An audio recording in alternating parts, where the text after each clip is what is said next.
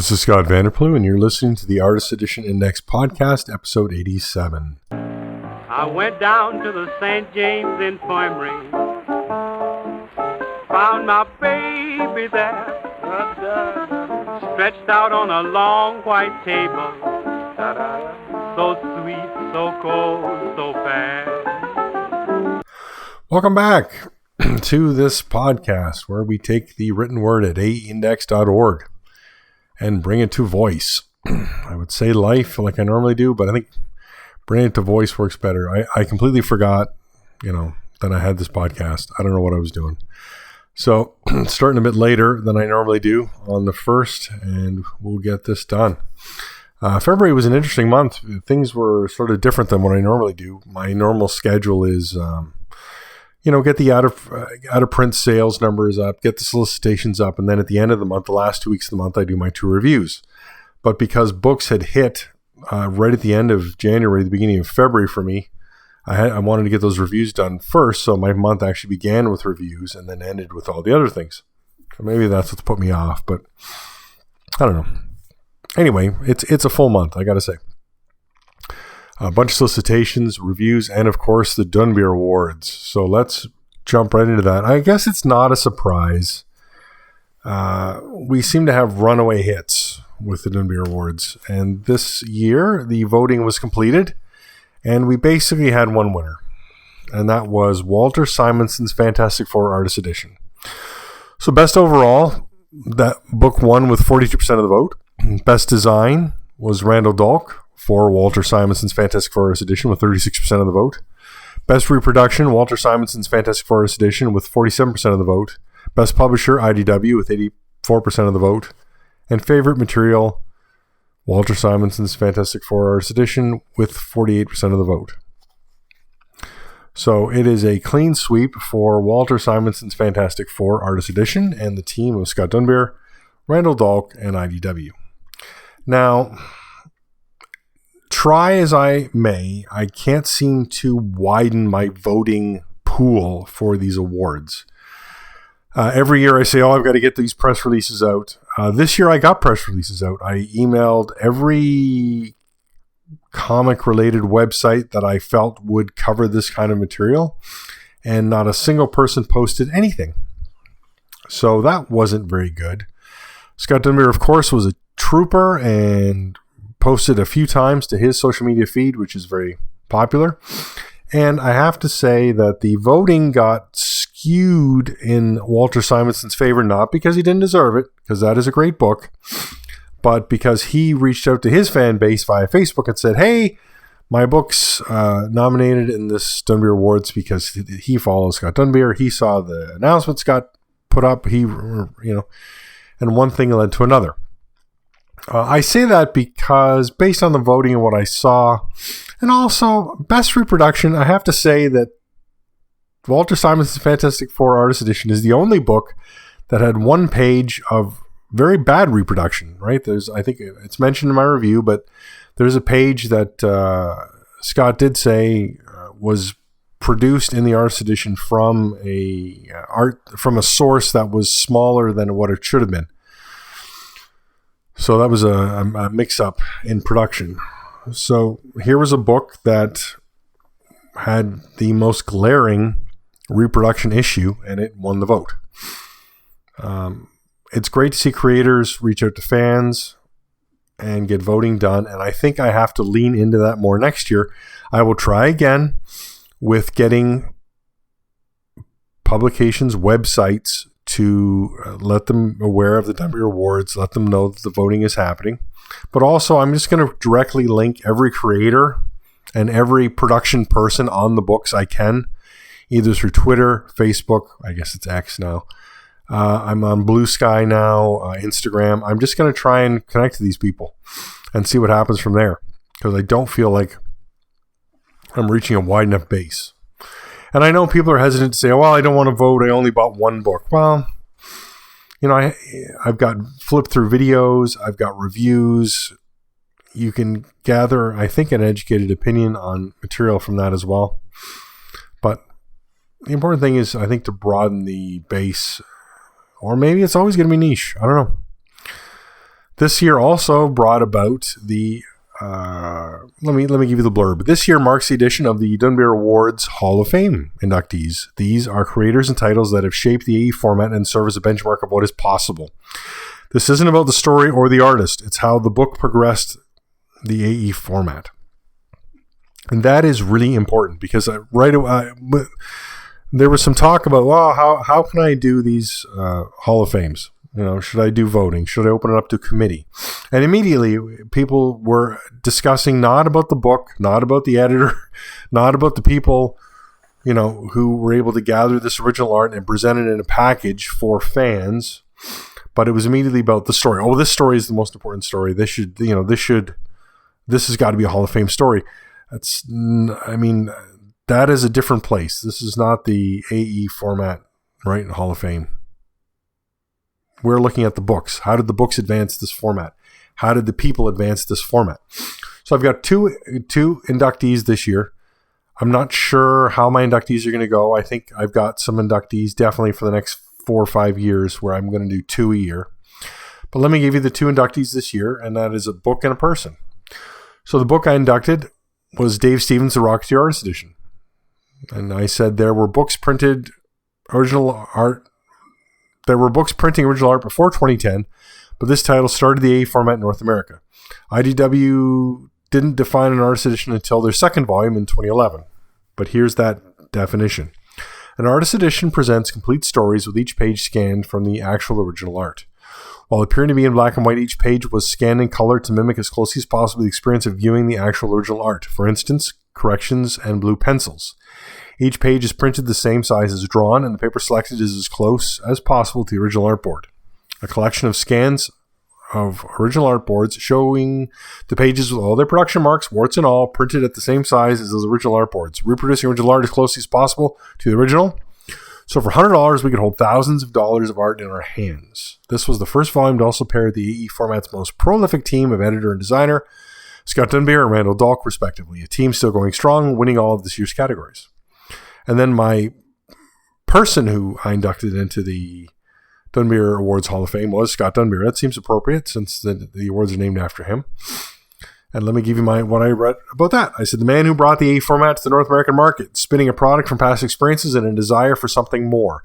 With a unique background as a dealer in digital art and an editor, Dunbier expected his proposal for the first artist edition to be rejected, but IDW went for the pitch, and the rest is history.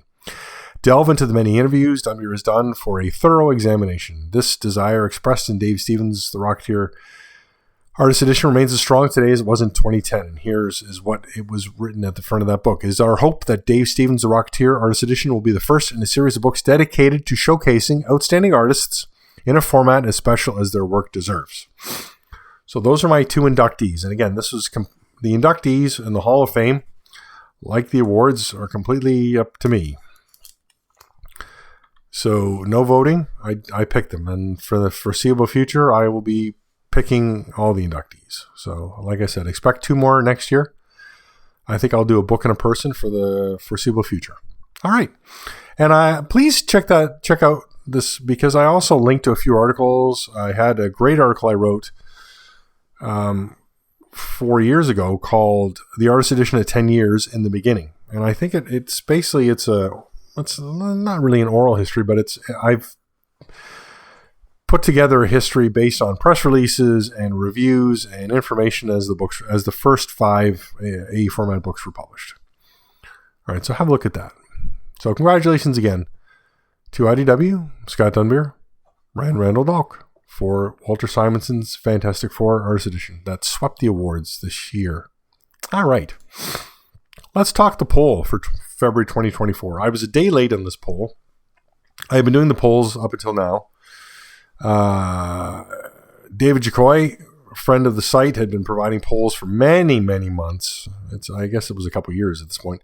And then I had a bunch of polls, info I was doing otherwise, and then the awards came up, and then I realized, oh my goodness, I had spoken to David about it, but then forgot.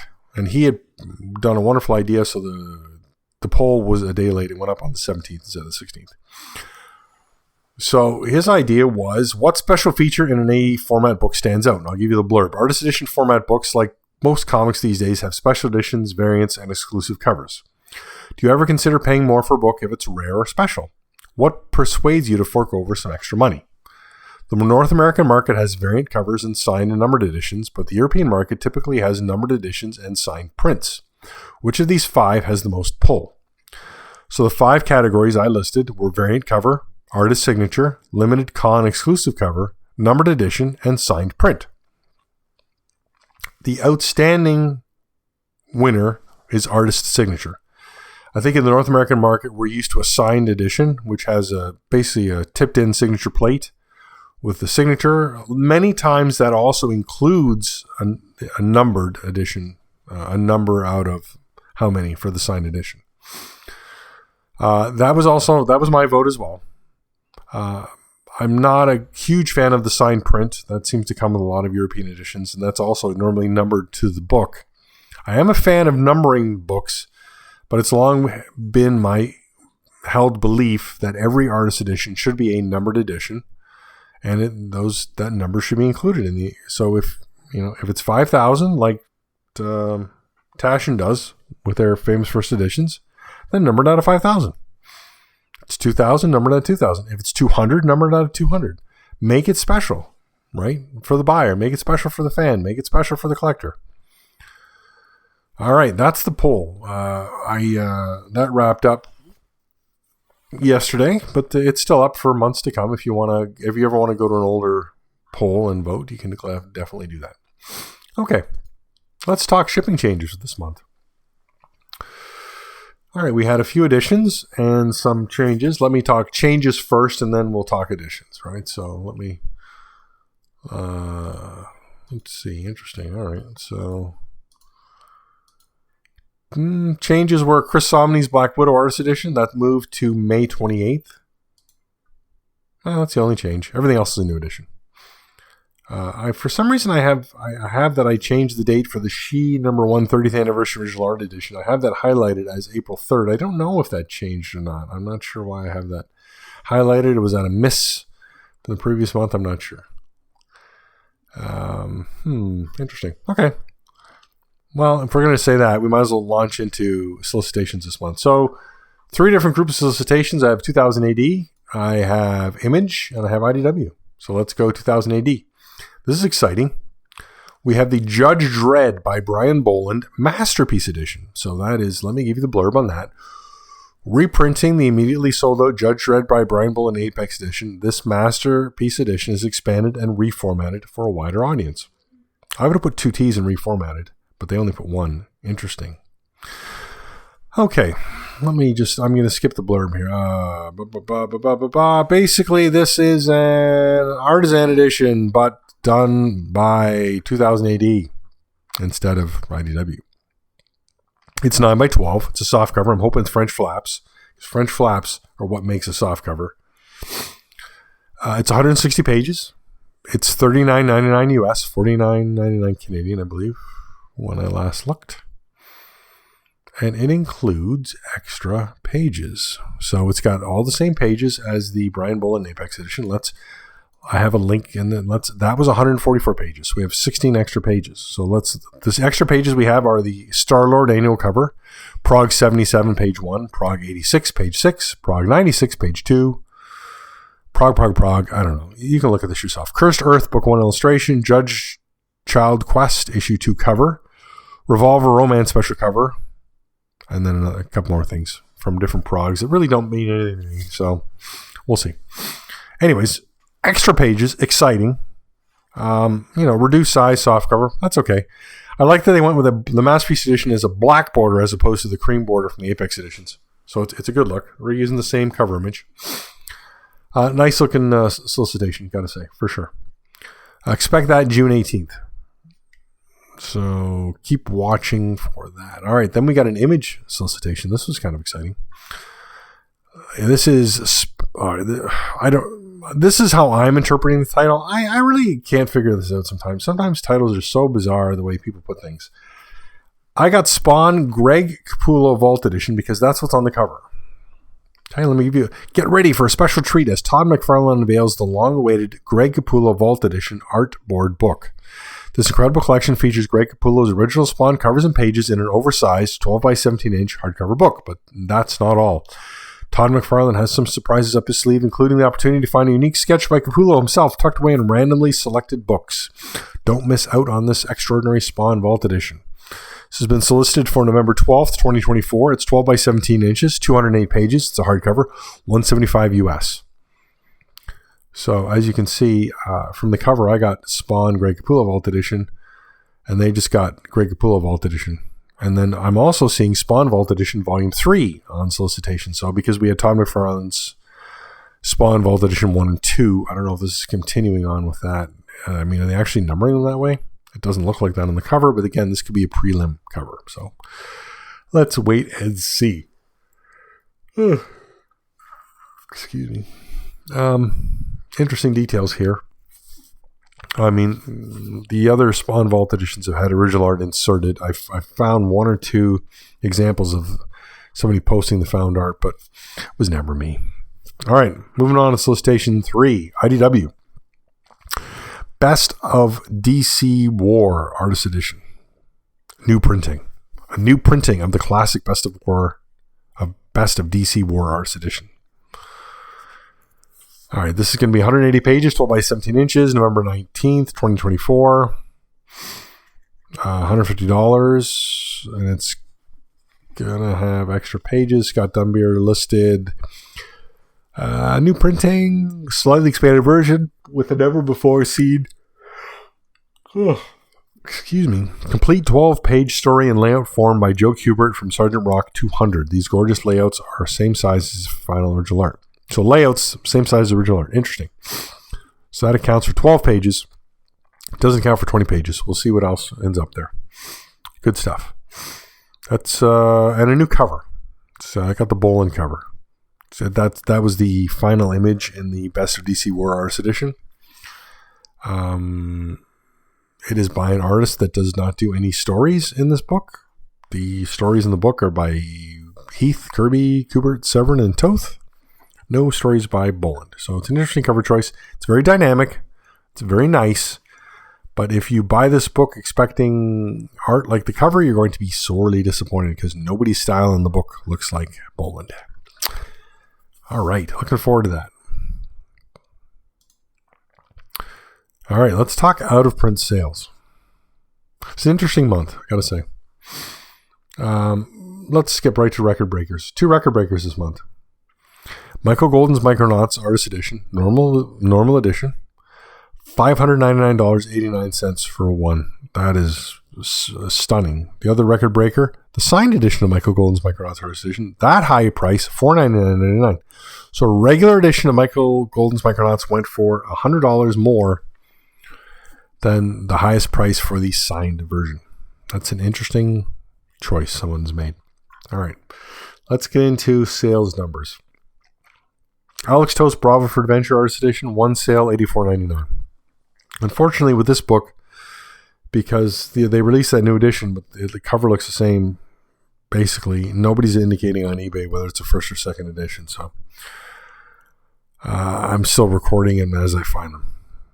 Alien Illustrated Story Original Art Edition, 2 copies, $137.50 average. 1 copy of Basil Wolverton's Weird Worlds, $165. 1 copy of Batman The Dark Knight Returns, Frank Miller Gower Edition, $199.99. This is a bump up in price. We've seen them floating at $110, $120 from California. I think maybe those are drying up, and now we're back to just where you can get them. 2 copies of Conan Red Nails Original Art Archives, Volume 1, $194.50 average. 3 copies of Dave Gibbons' Watchmen Artifact Edition, averaging $130.63.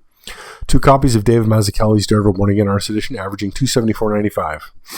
1 copy of Don Rose's Life and Times of Scrooge McDuck, Volume 1, $200. 2 copies of ElfQuest Gallery Edition, averaging $228. This is the highest price I've seen for this book. 2 copies of Fantagraphics Studio Edition, Jaime Hernandez, averaging $184.05. 1 copy of Frank Miller's Sin City, The Hard Goodbye Curators Collection, $110. 1 copy of Gil Kane's Amazing Spider-Man, $66. Wow, that's low. 1 copy of Jack Kirby's Fantastic Four Artist Edition, $199.99. 2 copies of Jack Kirby's Fantastic Four, The World's Greatest Artist Edition. That's the twice up volume, averaging $387.50. 1 copy of Jack Kirby's Marvel Heroes and Monsters, $249.99. 5 copies of Jim Lee DC Legends, averaging $137.79. What's the big movement there? I mean, we've seen that this is going to get a new printing, and now suddenly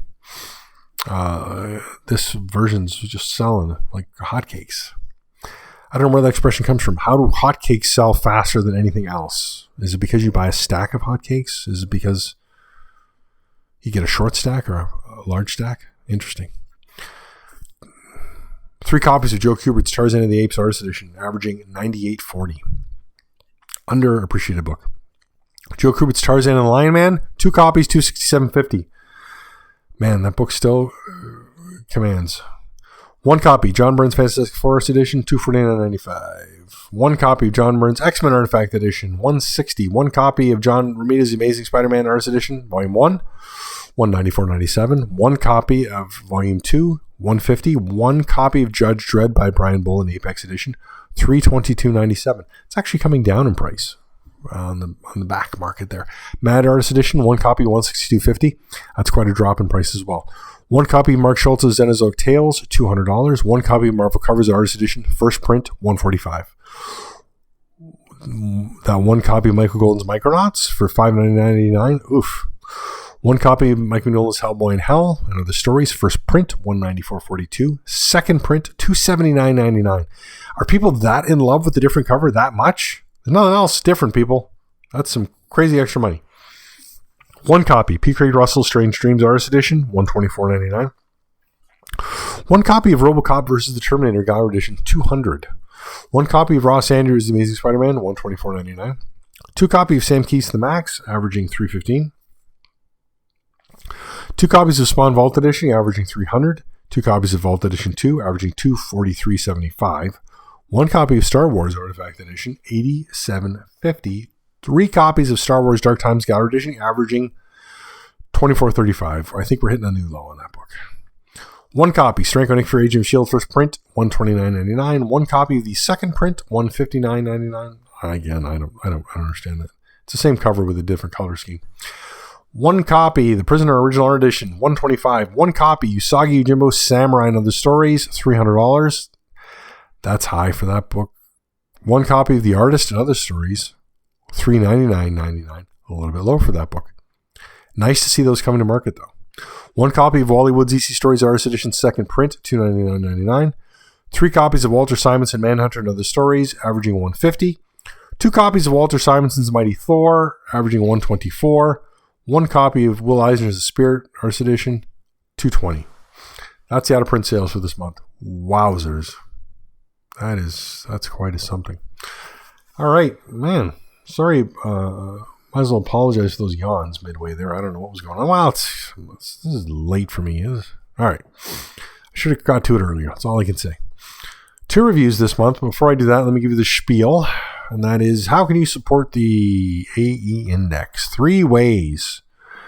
First way, click on the order online links. I want to give a shout out to my new website sponsor, Walt's Comic Shop in Europe. So if you're doing any buying in Europe, you might as well order from Walt's Comic Shop. It's got the best deals and the excellent shipping, and they just do an overall good job in customer service.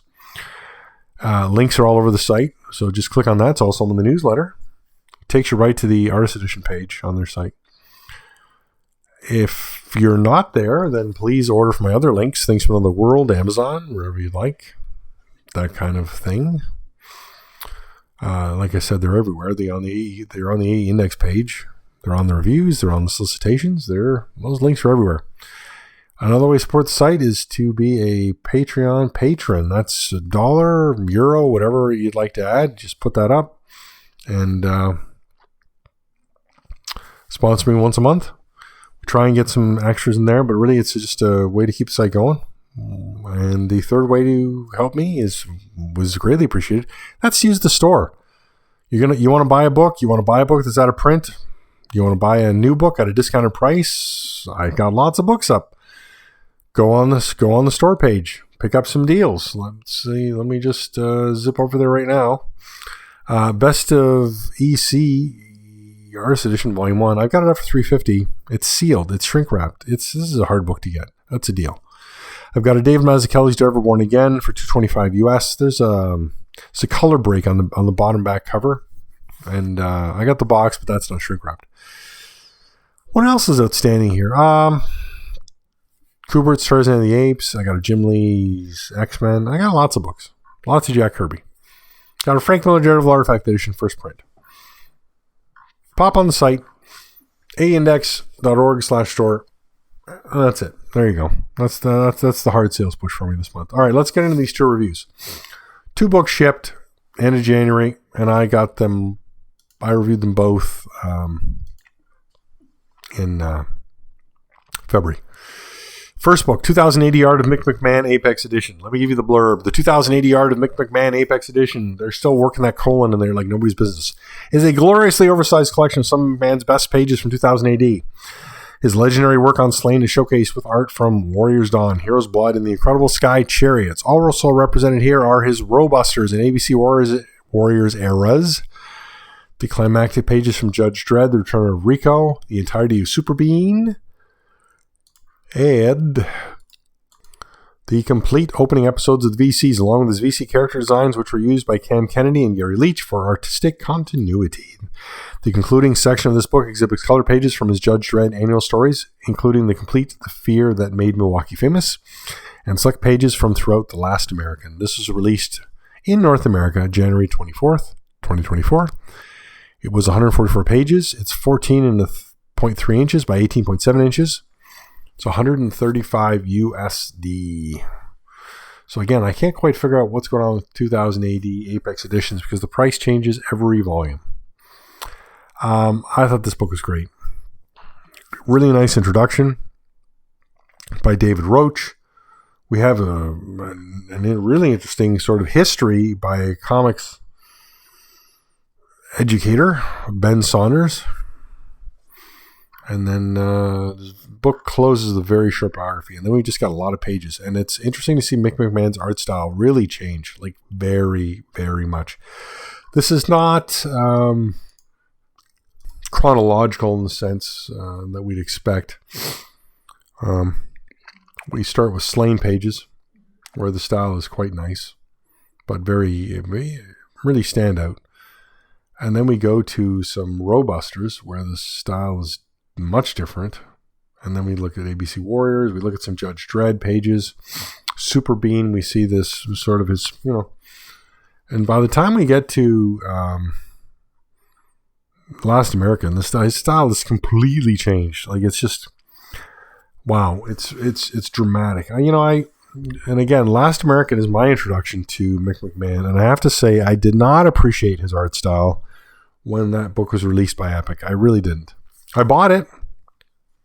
I always had an eye for, interesting, exceptional artwork. But at a younger age, I was going to Silver Snail in Hamilton, actually. And they carried a lot of European work. I picked up a bunch of stuff like that by European artists, whether it was it was a North American book like this, or it was something imported from the UK. And as I flipped through them and I put them on the shelf, it took me years later to read the stuff and appreciate it. And I'm glad I had them. But I wish I could have appreciated it more at the time. Pages really pop, these Last American pages. The color's vibrant. But I can't say it presents as original art, because just the way they're painted, it doesn't show like original art like an inked piece of artwork does. I guess that's the best way to explain it. Well, I gotta stop yawning. Sorry. Also, I almost never do edits in this, so I apologize as you listen to me yawn. I really could go back and edit it, but I know I won't. Who am I kidding? The book is really outstanding. It's interesting. The color pages, that story about the bird that made what is it called? The bird that made Milwaukee famous. The Fear That Made Milwaukee Famous. Again, it's painted, but then it's a different style, painted over pencil and inked pages. It just presents more as art pages, as opposed to The Last American, which are gorgeous. I mean, I love having those. I'd actually love an entire book of this with Last American, but It doesn't pop as much as the other artwork. Really nice book. I feel like we've really explored Mick McMahon at this point. We had the Judge Dredd book. Now we've got the 2080 art. So we'll have to see what the next book they've solicited is, the Steve Dillon. So we'll see how that goes. It's always best to get something complete, right, in these? No question. All right. Last review of the month. Bill Ward, the Fantagraphics Studio Edition. This was released on January 31st. It's 19.5 by 15.1 inches. 180 pages. It's a hardcover, $175 US. Let me give you the blurb. Vintage glamour girl artist extraordinaire Bill Ward gets the full Fantagraphics Studio Edition treatment, featuring Ward's most polished, fully realized pinups from the 1950s and 60s. Bill Ward's glamour girls were the staple of countless men's and humor magazines, where they shared the pages with cult models like Betty Page, Tina Louise, and Julie Newmar, and cartoons by fellow Goodwill artists such as Archie's Dan DiCarlo and Playboy's Jack Cole. Imagine, if you will, an innocent but stunning young woman boasting wildly exaggerated Barbie-like proportions, poured into a wisp of lingerie or clean cocktail dress, and adorned in diamond necklaces and opera-length gloves, all perched on top of a pair of dangerously high stiletto heels. And you've got the recipe for the quintessential Bill Ward glamour girl. What set Ward apart and above his talented contemporaries in terms of sheer image making was his use of the Conte crayon. When drawn on simple newsprint stock, this potent combination created Ward's trademark gossamer sheen on his women's thigh-high stockings. This Fantagraphics Studio Edition showcases the best of Ward's humorama work and includes a healthy number of what became known as his telephone girls. Tame by today's standards, Ward's telephone girls were always caught in candid moments when they just happened to be talking on the phone dressed in gossamer lingerie in innocently provocative poses. They really like to use that term gossamer, don't they? And did they ever talk on the phone when they weren't in bed? Question mark. Haha. The majority of the images in this volume were drawn between 1955 and 65 when Ward was at the height of his skill. They have been scanned in super high resolution, super high solution. Interesting. Didn't notice a typo before now. From original art and reproduced to highlight every sheen and accentuate every curve to its fullest. The book not only reproduces more than 150 of Ward's most beautiful rendered illustrations, but also serves as a time capsule to a more innocent moment in pop culture when these images were shocking. Fantagraphics Studio Edition all features an introduction by fashion, style, icon, and burlesque superstar Dita Von Teese. I'm just going to the Fantagraphics solution and see if they also have that spell. Do they have that? No, in super high solution. Yep, they kept off RE from resolution, so that's disappointing. All right. Let's maybe be upfront as possible. I didn't like this book. I just felt like 180 pages of the same gag over and over again. I got it. I got it in 10 pages. I got it in 20 pages. I got it in 50 pages. I guess this was just not the market for me. I was, I love Fantagraphics Studio Editions. I think the work that they do is exceptional. The paper quality is wonderful. The production values are normally quite high. But I didn't, this book just didn't connect with me. Yep, a lot of women with the torpedoes firing forward. Let me just leave it at that. Unfortunately, there's a gag with every cartoon, and none of the gags are printed below the cartoons. There's an index at the back where some of them say, lost. Or they do have some gag. They have a lot of the gags. There's no question. But printing under the image would have been much better, I think. The pages have space, I believe, for the gag because there's a page number at the bottom of middle bottom of every page, and they move the page number over to the edge of the page. They could put the gag right along the bottom there. Then we wouldn't have to flip back and forth. But I guess the point of this art is you're not buying the book to get the gag. You're apparently just buying the book to look at the women. So again, I think that's just not my market. I understood that. But then I also had other problems, unfortunately. My copy, 3 pages, I had glue issues with the book. So yes, it's a sewn binding, but there is glue used, and unfortunately glue just sort of got throughout my book. So 3 pages were stuck together. I had to pry them apart. And then the back cover, and the cover is really nice. It's got this cloth material covering it. And then there's images of women silhouettes in the cloth. It's really well done. Very smart. But unfortunately, my back cover, the cloth wasn't put on right. Again, maybe glue issue. And it was coming off. So I actually ended up returning my copy and getting a replacement. So thank you, Amazon, for replacing my copy. The design is by Kayla E. I'm not familiar with Kayla E's work or why Kayla E does not use her last name in her, but okay. The book's primarily put together, edited, and done by Alex Chun, and then there was some production assistance by Paul Bresch. Gary Groth is listed as the editor, but I think Alex Chung really is he's listed as the editor. My apologies. Publisher is Gary Groth, and associate publisher is Eric Reynolds. So I don't think they actually did anything with this book. No, Fantagraphics editor. It does say Gary Groth. All right, there you go. I don't have to backpedal too hard. And then production, Paul Bresch. I love Paul Bresch and the work here. The box is really well done. Silhouette on the box, printed, very nice. Just there's, like I say, high production values on this book. Glossy paper, I think fits with the images here. Unfortunately, my copy just had a glue issue, right? That happens. It comes off the production line and there's issues. So I'm thankful that I was able to get my copy replaced. And, the Conte crayon really does apply well in this book.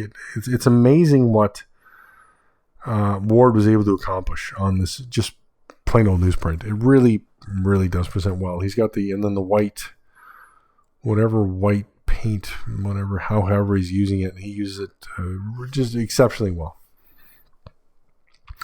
It's interesting because I can't say Ward, like he said, he's drawing ridiculous dimensions for the women, but I can't say they're actually attractive. He doesn't actually draw anybody that way. It's interesting. I've just flipped through my review again, and please go to the website, take a look at these reviews. Don't just trust me babbling on.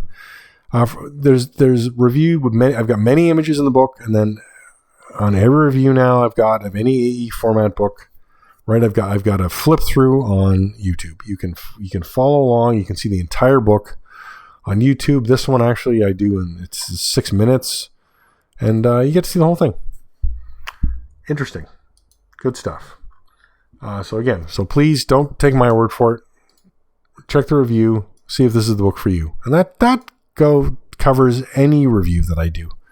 This is personal opinion, right? I try and present the book as objectively as possible, and then at the bottom of the review, it's really taken me a long time to be subjective, right? And post my thoughts on that kind of thing. So I feel a little more free on the podcast. So yeah, that's it. So that's the month. I appreciate you listening to me ramble on and yawn. Apologies again. Everything we've talked about, go to aindex.org. Check out their articles. Please read through. Check those out-of-print sales numbers. Click on the links. Go through to eBay. Check those things out. I don't really mention it that often, but the old mailbag. Stuff comes through all the time. Somebody actually asked on YouTube, because I do leave the comments on YouTube. It's the only place. And somebody asked about something, and I say, eBay is many times the only way to get something at this point in the publishing history of AE format books, right? Like if you want that Conan Red Nails book, eBay, that's it. The publishers got out of business. Website's still there, but you can't order anything. That's what's left, right? So you got to stick with it. All right. Thank you. Listen, I just said thank you a minute ago, but I continue to ramble. Really wrapping up this month. Check it out. Don't leave anything up to me. Be your own judge. AEindex.org. Thanks, and we'll talk again next month. Let her go, God bless her. Wherever she may be, she can search this wide world over. She'll never find a sweet man like me.